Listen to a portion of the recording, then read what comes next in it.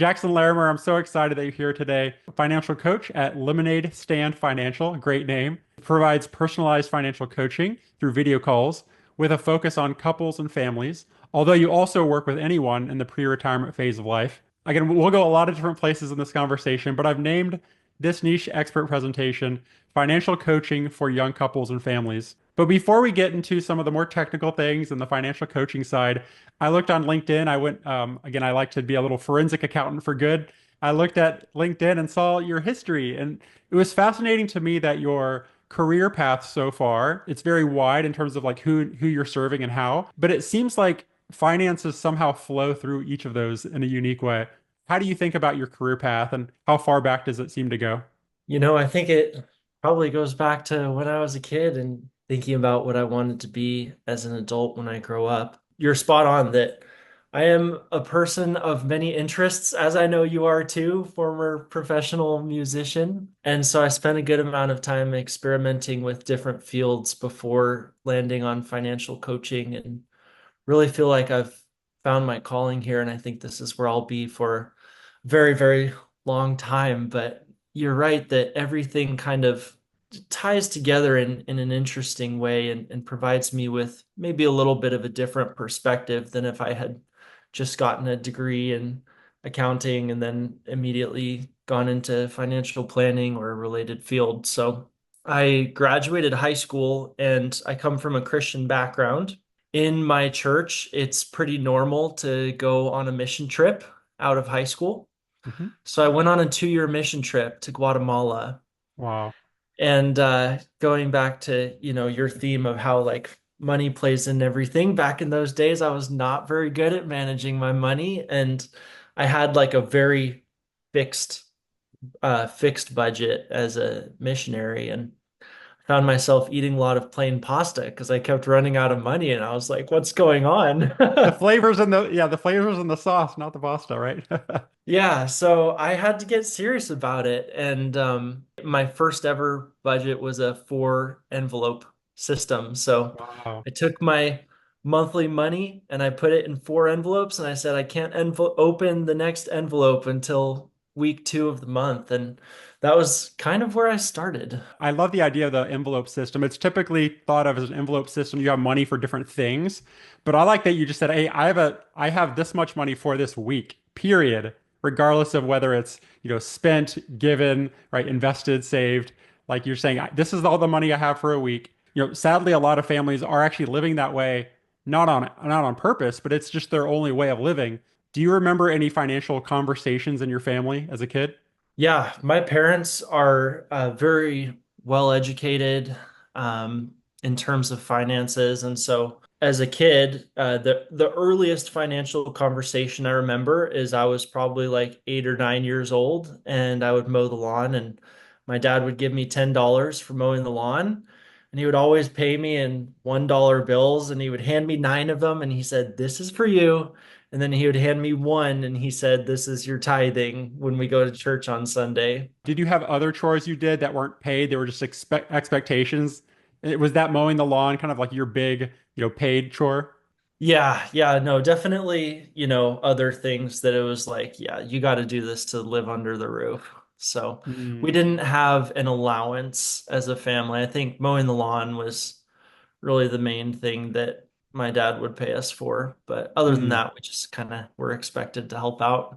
So it's amazing. I mean, from the very beginning, right? You learn a biblical principle, right? Based on your family's faith and how you grew up, that, you received $10, right? But $1 of it, 10% kind of, the tithe, the first fruits, right, of your labor were dedicated to the church, to the Lord. How did your religious upbringing affect, how you thought about money growing up and now as, working professionally, how you think about money now? Yeah, so there's a story in the Bible, and it's the story of the rich young ruler in the New Testament. And basically, this wealthy guy comes up to Jesus and he says, "What do I need to do to inherit eternal life?" And Jesus tells him, "Well, you have to keep all the commandments." And then he says, "Okay, I've done all of that. Like, what lack I yet?" Right? Famous question. And Jesus says, there's only one thing you're missing. Go and sell everything that you have, give it to the poor, and follow me. And he can't do it, right? It says he walks away. Walks away He walks crying, away right? sorry. Yeah, Yeah. sorry, yeah. And then Jesus, afterwards, he says it's easier for a camel to get through the eye of a needle than for a rich man to make it into heaven. Mm, And so I think, hearing that story a lot growing up kind of influenced my belief and a lot of my peers and friends' beliefs in my community as well, that if you're rich, you're going to lower your chances of being saved, right? Like mm, you don't want to be a rich man because you don't want to be like this rich ruler that couldn't follow Jesus mm, Christ. It shifted over time because when I was in college, I had one of my leaders in the church was extremely wealthy. He had sold a company for $500 million. So wow. really, really wealthy guy. And he was awesome, like totally, dedicated to the Lord and leading our congregation and hosted all sorts of like fun events and stuff at his home, just really, kind of opened the doors to share the blessings that he had with the people around him. And seeing his example and other people's example like that, I was like, well, this doesn't exactly line up with Mm, maybe what my belief was of it's bad to be rich. mm, And what I learned over time is that the main lesson is you want to put the Lord first. And then as you put the Lord first, and if you start early and build those habits of putting him first, then if he blesses you with more financial resources, it magnifies your ability to help the mm, people around you. And on the flip side, if you're always selfish and only thinking about yourself and you get more money, well, it's going to be worse. mm, It's just going to magnify that mm. habit and behavior that you already have. I definitely grew up with that idea of we didn't have like a lot of money. I think we had everything we needed. If you would have asked me, "Are you poor?" I would have said no, because my mom did a really great job of helping us understand that we have what we need and some things can wait, right, or aren't necessary. But I think I did, in a way, kind of form that limited belief that people with money either will do bad things with it, or it's not just about what you do with the money, but how the money was earned as well, right? There's kind of two sides to earning wealth, and then what do you do with your wealth once you have it? Similar to how you said money can magnify who you really are. A lot of people who are anxious about money believe that if they had more money, they'd be less anxious. But what I found by serving people who have upwards of $10 million net worth, ironically, the people who are nervous about money actually become more nervous about money because there's more to lose.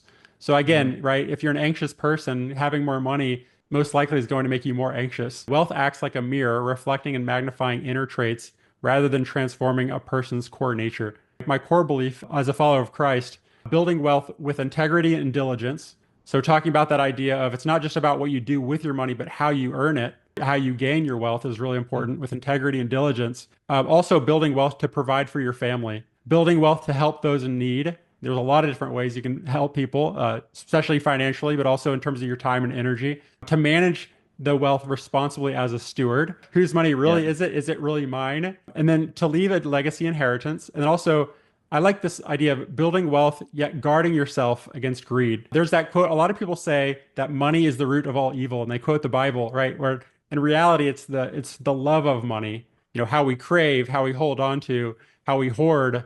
Cody, when you say that, it reminds me of, the Ten Commandments, and it says, thou shalt have no other gods before me. And just going back to that idea of like, Mm. what's most important to you? What comes first? Is it following Jesus Christ or is it seeking wealth?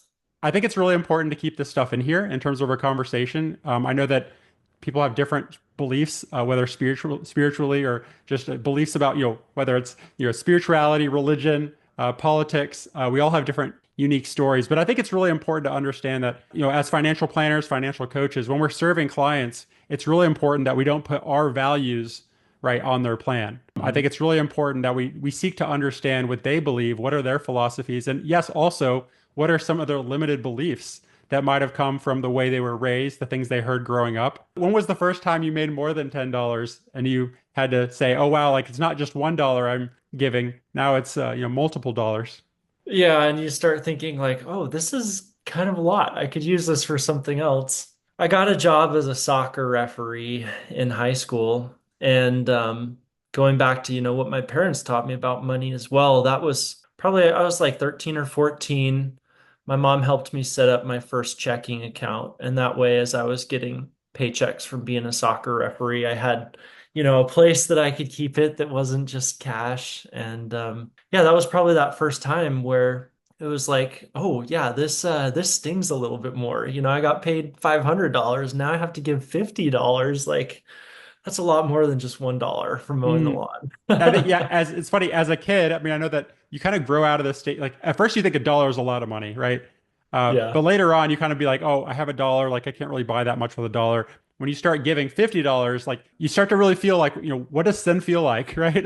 That's when Yeah. you start being like, well, maybe I can interpret the Bible a little differently. Maybe they don't really mean 10%. Maybe they mean like just a portion. But like you said, again, whether you believe in the principle or the literal words, I think it's really cool though that you grew up with this attitude, this attitude of gratitude, as they call it, that you're giving back more than you've been given, or at least a portion of you've been given, with the hopes that you can give away more than just money. You were also a financial secretary of the church. What did that role look like early in your career? Yeah, so it was while I was in Guatemala as a missionary, and the way that the mission program was set up, we kind of had like these rotating assignments. And so at the start, I was doing a lot of proselyting, but then the last 6 months that I lived in Guatemala, I was in like the administrative office, and I was responsible for all the finances. We had like, I think we had about 180 missionaries living across the country, and there's probably 90 different properties that they're all living in. So I Wow. was responsible for making sure that they were current on all their rent payments, that, I actually had to negotiate some rent contracts with some of the landlords, and I issued reimbursements for like missionaries when they would pay for utility bills and stuff like that. So it was kind of just like I guess you could call it bookkeeping for our mission organization, but it certainly taught me a lot, and it was really interesting to have maybe one of those first more formal experiences with money be in Hmm. a different country. I think it kind of opened my eyes to a new perspective. It was Well, really it's cool. really it's really cool that you got like the personal and the business side of finance all happening simultaneously. You were managing your own envelope system while managing this massive envelope, making sure the money went into the right places to make sure that the lights were kept on, and everybody had. Was it similar to like a stipend where each person received a certain amount? Um, Yeah. Yep. your first experience tithing as a little kid, from mowing the lawn. Now you actually got to see on the other side. Oh, this is where that money actually goes. Yeah, it was cool. And I can tell you right now, there was not any money for anything extra. It was $300 a month per missionary. So it was, Wow. and money went a little further in Guatemala. It's like a 7-to-1 exchange rate. So, Mm. but yeah, that was for utilities and transportation and groceries and maybe like a little bit of basic, updating your clothing, but not really anything left over after that. Wow, that's incredible. And I guess was it maybe like over the summer you were an operations assistant at a bank? Oh, yeah, that was when I got back from my mission trip before starting college. I was working at a bank. So if you go to a bank and you apply for a loan and for a mortgage or whatever, they had a record keeping system for all of the collateral that people had pledged for these mortgage loans. And it was actually long enough ago that it was all paper. And so it was like Whoa. this giant, just humongous warehouse with like 30-foot high ceilings. They had like these like crane lift things, to get up to the highest levels, and just like file, like if you're a Harry Potter fan and you think about like when they're looking for the prophecy in the Ministry of Magic, and there's just like files and files of all these prophecies. It was like that, but it was all like mortgage collateral and You're like, don't paperwork. light a match in that place, right? Yeah, no, definitely not. At what point did you say, I want to help people with money?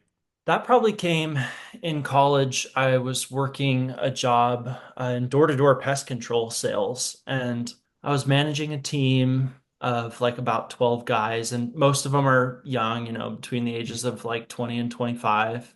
and they just had a lot of questions about different things and I think they would just kind of come to me because I was their manager, and so it was natural to ask me, and they would ask me about their compensation to make sure they understood how they were getting paid.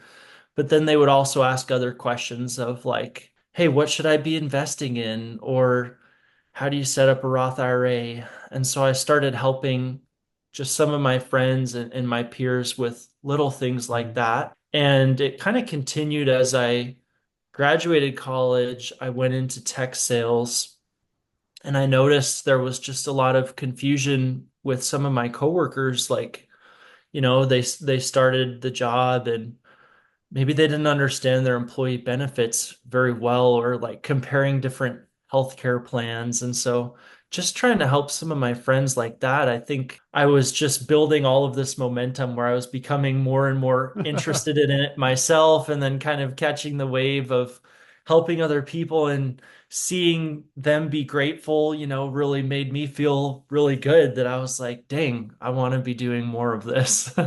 Yeah, and that's amazing, that idea that when they're coming to you as a manager, they might not realize it, you may not realize it, but really you're building like a mentorship relationship, helping to educate them on employee benefits and things like that. You probably realize that, hey, before I tell them something, I want to make sure that I'm correct, right? I want to make sure I actually know this stuff before I teach them. So, in what ways, like, how did you educate yourself in those positions of having to educate others? Oh man, one of my favorite resources was Investopedia. I would just go on there and look up things and read articles all the time. And in college, I took a personal finances course that was super helpful. And I think that kind of whet my appetite to continue learning more. And since then, I've done a lot of other things too. I recently completed all of I got my financial planning certificate from NC State. That's all of the coursework for the CFP designation. So yeah, but Wow. it kind of just started by Googling things, IRS.org, Investopedia. They've got great material. How did you decide financial coaching, financial advising? I guess even to start, like, how do you think about the differences between those two things? I think there's a lot of value in both, and it probably depends on what's most interesting to you, but maybe even to take like a little bit more of a step back to lead to how I got to where I am today. I was in my tech sales corporate job and just was feeling burnout, honestly, just Mm, not super fulfilled. And so I was just like every night, laying awake in bed of like, what else could I do that would bring me greater happiness? And I think for me, it was a spiritual process that I felt really inspired that maybe I should lean into this idea of financial coaching. I didn't have the credentials to become a financial advisor, but I did feel like there was a lot of value that I could provide people as a financial coach. And so I made a plan. I quit my job cold turkey. I had one wow. client that was paying me at that time, and they paid me $100. It was the hardest $100 I've ever earned in my life. But then, it was like that thrill of like earning your first dollar, doing something new. And so that was kind of how I started with financial coaching. But where do I see maybe some of the differences? I think to illustrate, I can share a story of someone that I worked with recently. Sure. And I remember they booked a consultation with me, and we hop on this first call, and I say, what interested you in connecting? How can I help you? And one of the first things they said is, we just got rid of our financial advisor. And I was like, oh, okay. Like, is there a reason why, or like what was the reasoning? And one thing they expressed is that it was very oriented on investments, and they needed help in some other areas Mm. in terms of cash flow and some other things that they were working through in their situation, paying off debt. And they could tell getting into this engagement with this financial advisor that it was mostly going to be investments. And they just felt, honestly, they didn't think that that was a bad service. They just felt overwhelmed. Like they felt Mm. like they didn't understand what was going on. And they're like, we need some financial help, but I don't think they were trying to offer us the financial help that we need. Investments is all about turning income into assets. And then retirement's typically talking about turning those assets back into income. So it almost seemed like in a way maybe the financial advisor was talking about the asset, but completely ignoring the income, the expenses, right? The goals, values, desired outcomes that family had. Moving forward, like what were the types of things that they wanted help with? I usually break it when I explain it to people, I break it into two categories of financial defense and financial offense. Oh, that's so good. Yeah, how I define financial defense is like maybe you've gotten yourself into a hole. How can you get yourself out of the hole? And then Mm. once you've gotten yourself out of the hole, how do you protect yourself so that you don't get back into a new hole in the future? Yeah, you can't build a house on a poor foundation. Yeah. And so it's a lot of what I do as a financial coach is helping people build a plan to pay off debt, to make sure they have an adequate emergency fund, to make sure that there's alignment and communication in their Mm. relationship with how they talk about money. Because if both people are pulling in opposite directions, they're not going to go anywhere. I also help them take a look at their cash flow, make sure they have adequate insurance coverage. So a lot of those things are that financial defense. And then once that foundation is in place, then it's the part that we all get really excited about, which is the financial offense of how can we be more Mm. strategic? How can we be adding to our investments and watching our net worth grow over time? You mentioned alignment and communication. And one of the things I hear the most when working with, especially even married couples who think about money separately, they might tell me, my spouse and I, we aren't on the same page, right? When in reality, what they really are saying is they won't get on my page, right? There's Mhm. this idea that, they have this page, they have this plan, and they're like, how do I get my spouse to follow my plan rather than collaboratively building a plan together? I would love to know, maybe from your experience, like when you went from being single to married, how did you not only think about money differently, but how did you communicate through that transition? And then ultimately, I know you shouldn't ask three questions in one, but the third question would be, how might you help a couple that's starting to combine their finances or even consider combining their finances? You know what's really interesting is I think I had a personal clarity that I wanted to marry someone that I knew loved me for who I was and Mm. not for how much I had in my bank account. And so when it came to dating girls, I was very frugal. Like I remember one time I went on this date with this girl and I used a coupon on the date and we never went out again. And at the time, like it sucks, because I'm like, oh, like that's a cute girl, and now I don't get to go out with her again. But I knew that I wanted someone to see me Mm. authentically and not just see maybe the experiences that I was providing for them through money. My wife and I, we were dating, we fell in love. She With fell in love with for coupons? she fell in love for me with coupons, amazingly. And I knew that. I knew that she loved me Mm. and she was committed to me and we were getting to that point where we were planning out an engagement. And we had a conversation one time and I just said, I was like, we're going to be combining our finances here when we get married. And so I want you to know where I'm at. And I just opened up, my investing account on my phone and I showed her, I'm like, these are the resources that we have. And I Mm. want you to know that so that we can plan things together. It was interesting because at the time, I had quite a bit of resources for my age. Mm. And so she was caught by surprise by that because we were both college students and she was a little bit surprised of like, wow, like you've managed to save up that much as a college student.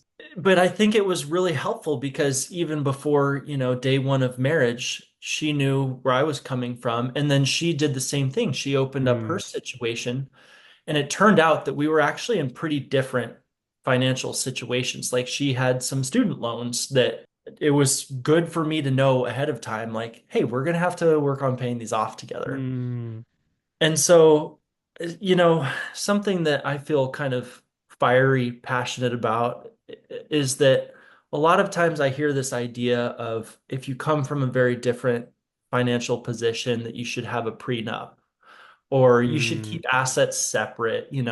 And I don't believe that. I think there's probably some situations where it makes sense, but I think the best way to start your marriage off on the right foot is Mm, that full confidence of like, hey, we're doing this together. We're sleeping in the same bed. We might as well be sharing the same bank account too. And mm, if you don't trust the person to do those things, well, then maybe that's an indicator that you need mm. to spend more time dating them before you commit to marrying them.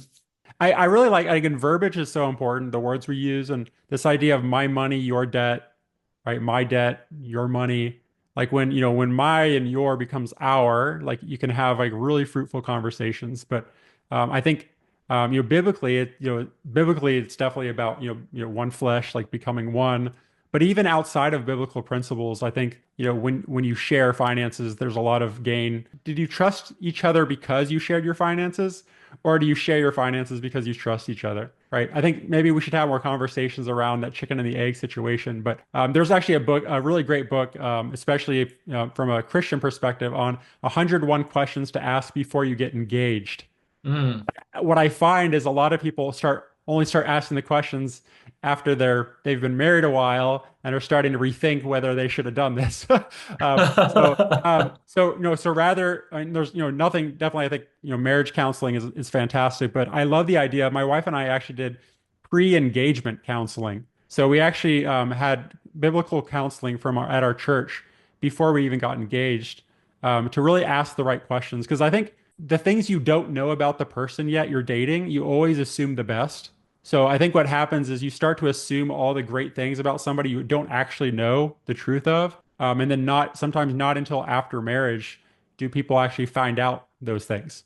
And then they feel like they've been lied to, when in reality, it wasn't that they were lied to, it's that they actually lied to themselves by believing something they didn't understand. Were there any difficult conversations? Oh yeah, 100%. And one of those difficult conversations that we had is I remember very clearly, we're a young married couple, financially conscious, and my wife does all of the grocery shopping for our family, and she would walk in the door, and I remember this one day she walks in the door with all the groceries.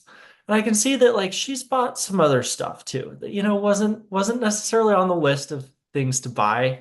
And so I grabbed the receipt off the counter and I'm looking at it and I'm like, how much did you spend on this? And like, why did you buy this? And as soon as I said that, I could tell that, there's just Mm, this wall that gets put up. And she told me, she's like, it just doesn't seem like you trust me to make these decisions with mm, money. And she expressed to me that she was feeling very micromanaged, right? yeah. And You're the so, boss. Yeah.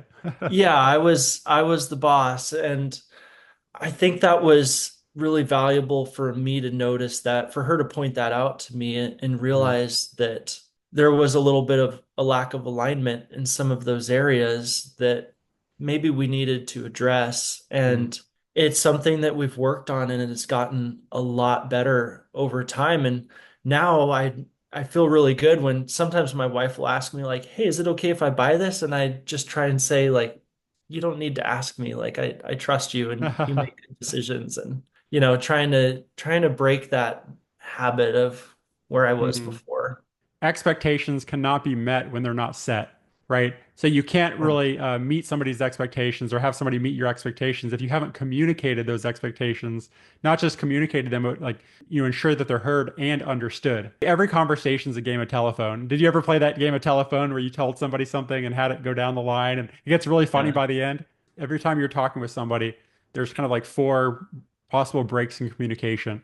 What you say versus what you meant, what the person heard versus how they understood it.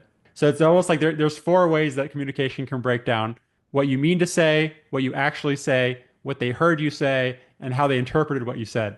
It's so powerful just stepping back thinking, okay, how do we not just communicate about money, but how do we ensure that the other person understands this the same way I do? Because it takes time, right? That's not something it won't happen the first date or the last date. It's just something it's like ongoing. I've always heard that, love is a verb, not a noun, right? That love is a choice that you make every day. It's the same way with communicating, whether about money or anything in your life.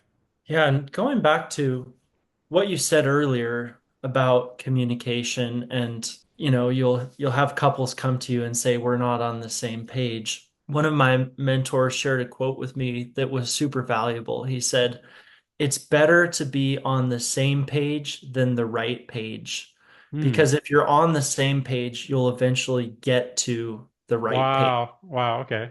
That's amazing. And so if you think about, how could I improve my financial communication with my spouse to create that alignment? One thing that I think really helps is by starting with a shared vision of what it is you want to accomplish. And maybe, for example, the shared vision is you want to purchase a home, right? Hmm. You're Classic. tired of renting, you want to buy a Yeah. house. And one person's way of doing that is I want to go earn more money. I want to get a better paying job, right? And the other person says, well, I think we're spending too much and we should cut our spending so that we can save more. So you Mm. both have the same goal, but you have a different approach. But as long as you have that shared vision, you can learn to respect the perspective of your partner and you can work together to create a plan of how you're going to get there that works for both of you. So I'd love to talk about debt repayment strategies.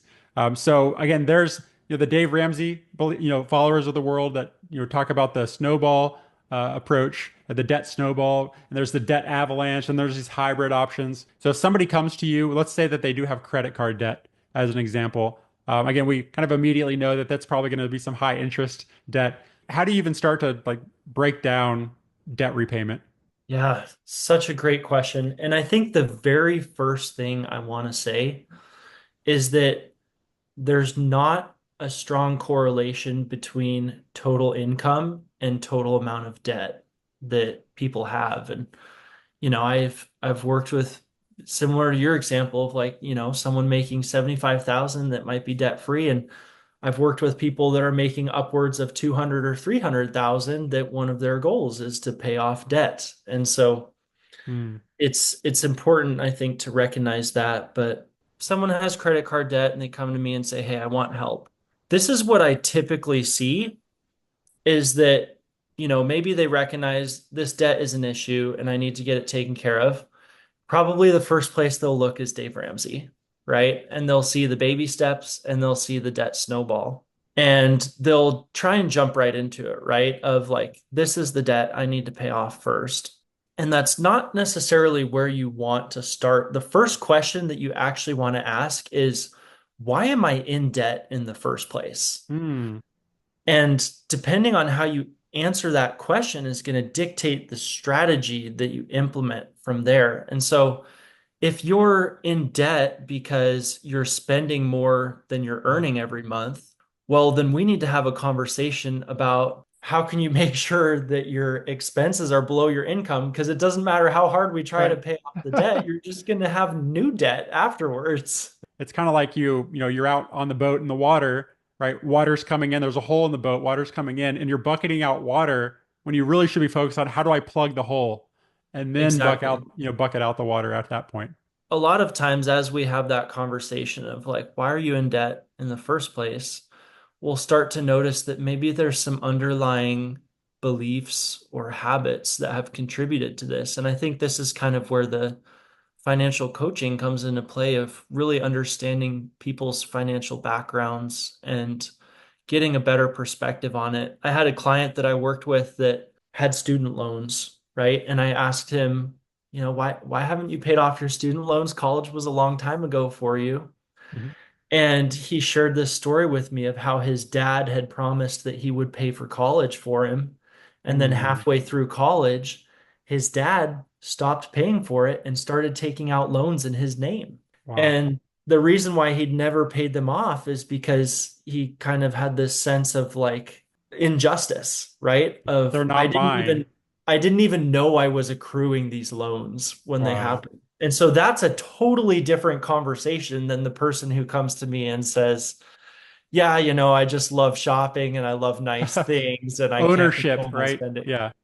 Like taking Yeah, ownership of the debt, first of all, which is kind of ironic that, debt is on in the liability side of the balance sheet, but you still have to like own it. And you have to own that idea that the debt is real and it's really yours. I think also I've met people who are even Even again, like you said, even earn a lot of money, but they don't open the bills when they come in the mail, Hmm. right? They're just like, if I don't look at it, it doesn't exist. So, Yeah. so what types of tools do you help people use to own and understand their debt in reality?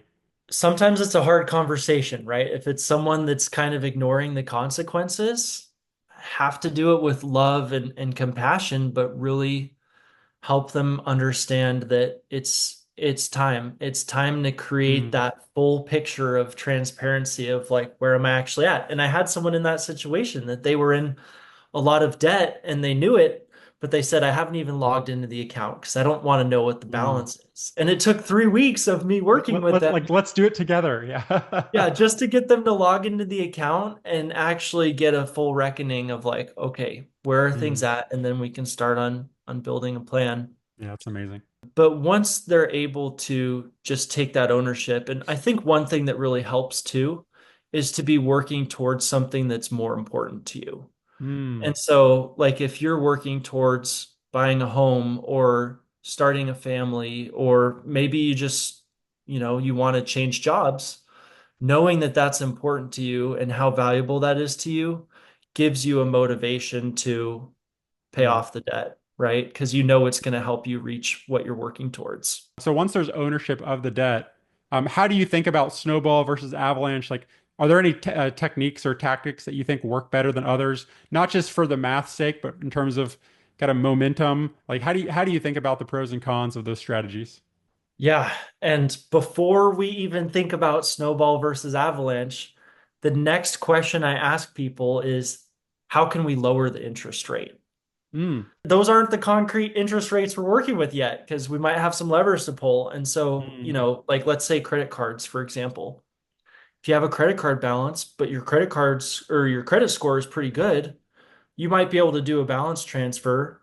Now that debt is at 0% interest for the next 15 months. mm, That's going to completely change which debt you're working on paying off first, mm, right? Or a lot of times you can use collateral to lower the interest on your debt. So that might be like a home equity line of credit, or maybe you could roll it into a car loan.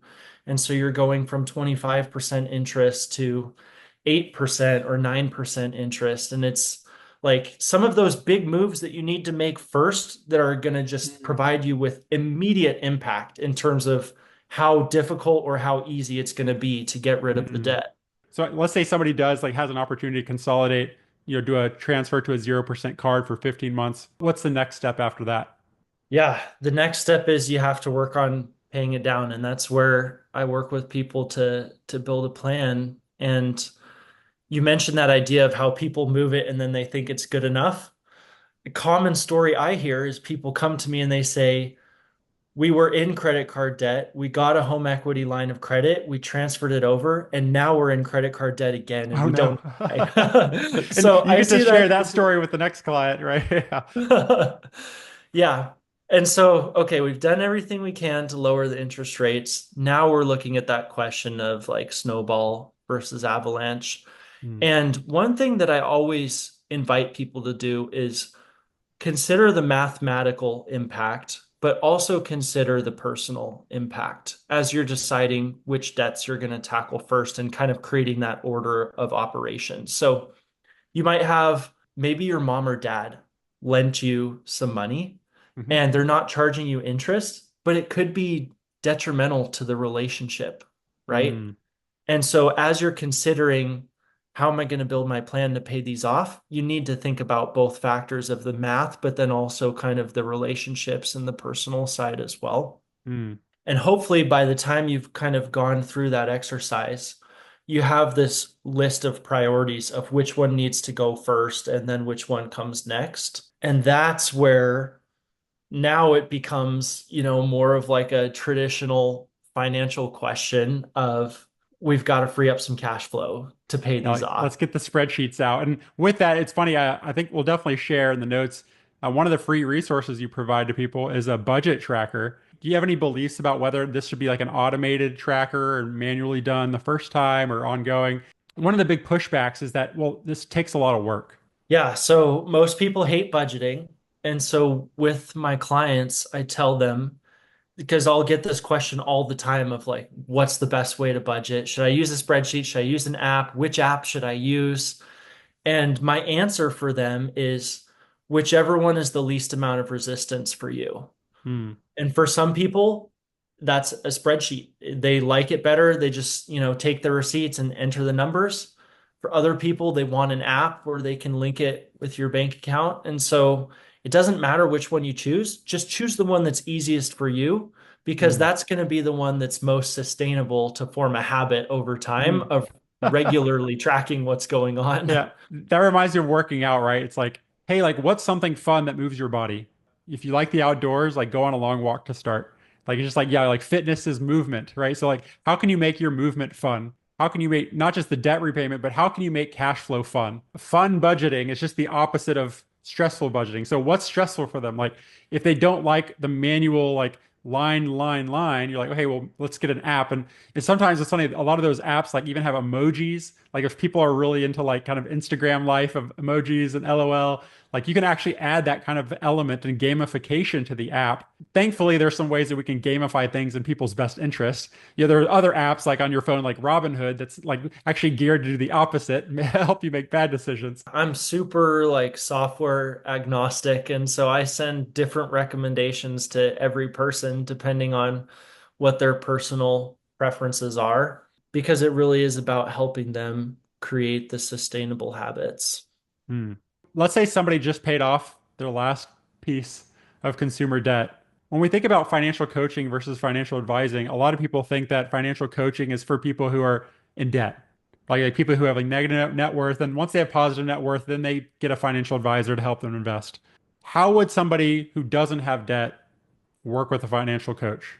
Yeah, I can share a story actually of a client that I'm working with right now. So when they first found me, it was because they had some debt that they were working to pay off.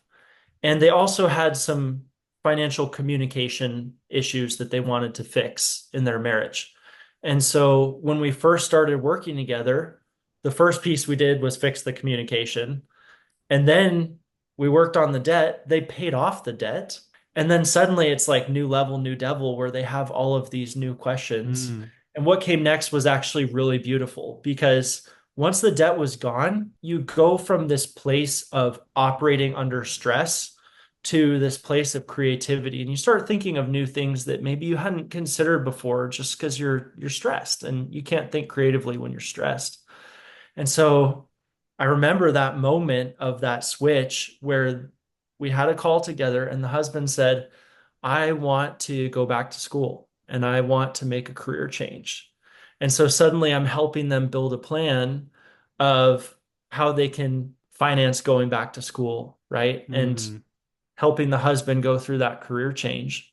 And then it got even cooler because then they told me, we're starting a family and we're actually pregnant right now. And so Amazing. now we need to revisit our healthcare coverage and make sure that we have adequate health insurance and we need help planning for baby expenses. And Hmm. so it's just really beautiful to see how, conversation number one, not on the same page about money, to now they are on the same page. They've gotten rid of the debt, and it's all of these beautiful, exciting things that they're introducing into their life. Wow. People ask me all the time, when's the best time to hire a financial advisor? And I think again that word advisor, they're probably thinking about investment management. But if somebody were to ask me what's the best time to hire a financial coach or a financial planner, the reality, I know that we have a bias, but even just knowing what we know in terms of in the best interest of the people we serve, the best time to hire a financial coach was actually yesterday. The second best time is today. We have this common misconception that you don't hire a professional until you've been successful enough to work with one. The irony, though, is that if you work with one, they can actually help you become more successful and faster. So Yeah. again, I actually thought kind of a shower thought myself when I was thinking about our conversation, thinking about financial coaching. I thought about my history and kind of thinking like, how would my life have been different if I had a financial coach in that season of life? So when I first graduated from high school, that summer I worked at a Mexican restaurant. Like, what if I had been working with a financial coach while I had my first job? What if I had a financial coach when I was getting my first employee benefits handbook? What would have changed had I had, worked with a financial coach when we got engaged, when we got married, when we were having conversations about having kids, when we were unable to have our own children and we're looking at options for adoption or fostering? Like, what would it have looked like to have a financial coach, when I was building my business, building my second, third, fourth business? We'd all be better off with a mentor slash coach in every area of our life. Financial, also mental, physical, spiritual, relational. So if we had a mentor in each of those areas, imagine, right? We probably wouldn't have a lost decade, right? Regardless of what the financial markets do, people always like talk about like, what if we have a drought of, no, the market's bad for 10 years. What if you had a physical, mental, spiritual, relational, and financial coach through all of that? In terms of financial coaching, this also seems to be something that's at least traditionally more affordable. So could you share with financial planners like how do you charge for financial coaching? I do a flat rate. It's just a flat monthly rate. I just send them an invoice on Yeah. Stripe, honestly. I love So it. And is that based on complexity or is it like the same fee for each client? I have kind of like a standard package that I usually offer, but it is customized to people's needs. And so usually what I do is a flat monthly rate for a 12-month engagement. However, sometimes people just want something that's more like project based. I might just charge like one upfront fee for Hmm. a specific project that we're working on Hmm. together. But yeah, I try and be as transparent as possible on the first consultation with people. They know how much it's going to cost. And sometimes when we're going through their budget together, I have to remind them to put in financial coaching into their Ah, budget. that's so good. Yeah. So yeah, a message for all financial advisors, right? Don't think about the fee that clients pay you any differently than any other expense in their life. They pay a lawyer, they pay the barber, they pay the plumber, they pay a financial advisor, right? So I think it's really important that if we are helping, hopefully we're helping clients with the cash flow in some way. But if you're helping them with budgeting, definitely include the fee you're charging them as part of their budget to be that extra level of transparent with clients. So I love meeting you, Jackson. This has been amazing. Literally our first call together today. I know a lot of financial planners will want to learn more about you. And also, let's say they're working with a client who needs help with the fundamentals and the coaching side. Where's the best place to find you? And then second, do you accept, any incoming messages from other financial advisors? Yes. Yeah. The best place to find me would be on LinkedIn. That's where I'm the most active. And you can always send me a message or a connection request on LinkedIn. I'm happy to connect and I reply to every message I get. So you can always reach me there. Or you can reach out to me directly, if you want to send me an email or something like that. I'm always happy to connect. I love the idea of kind of giving financial coaching as a Christmas gift, right? Or Yeah. as a birthday gift, or talk about the best wedding gift, right? Imagine if you would have received or I would have received financial coaching sessions as a wedding gift. How amazing that would have been. This is probably going off topic here, but Yeah. think about that all the time because a lot of times I work with people that are still kind of on their parents are having to bail them out of their Mm, situation. And their parents have literally spent tens of thousands of dollars to help them. And I think about how much easier would it be if their parents just connected them to a really solid financial coach in the first place? mm. Could have easily saved them $100,000 of all these different times they've had to Wow. bail out their kids. Yeah, and say like, hey, like I'll pay for a year of financial coaching and you do the rest. Like that's really Yeah. cool. That's amazing. Well, this has been so much fun. I'm excited to connect with you ongoing and for other advisors, planners to reach out to you. Appreciate you being here today. Yeah. Thank you so much, Cody.